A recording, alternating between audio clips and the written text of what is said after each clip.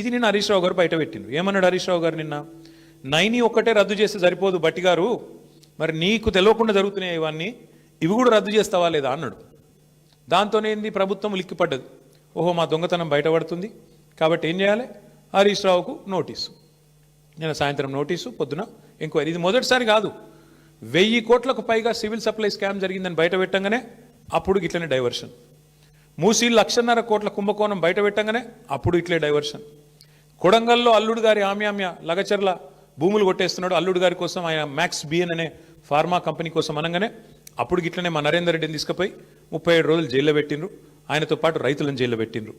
తర్వాత విద్యుత్ కుంభకోణం, కాళేశ్వరం కమిషను, ఫోన్ ట్యాపింగు, గొర్రెల సాము, ఫార్ములా ఈ, మన్ను మశానం అని ఫోన్ ట్యాప్, మొత్తానికి 2 ఇయర్స్ టైంపాస్ వ్యవహారం తప్ప ఒక్కటంటే ఒక్కటి ఈరోజు వరకు రుజువు చేసింది లేదు, పీకింది లేదు.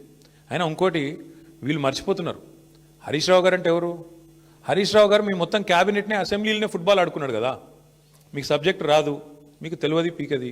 ఆయనతోనే అసెంబ్లీలోనే అందరి ముంగట్నే తిట్లు పడ్డారు మీరు, 8 మంది మంత్రులు దెబ్బలు పడ్డారు మీరు. అట్లాంటి ఆయన ఇవ్వాలన్నట 5-6 పోలీసు అధికారుల మీద కూర్చోబెడితే ఏం ఫరక పడుతుంది? మీ మంత్రులనే ఫుట్బాల్ ఆడిండు, ఈ పోలీసు అధికారులు ఎంత అండి నాకు అర్థం కాదు. చేయని తప్పుకు ఏదో పనికి మళ్ళీ కేసు పెట్టి ఇబ్బంది పెడతాం అనుకుంటే భయపడతామా? ఎవరు భయపడతారు? ఎందుకు భయపడతాము?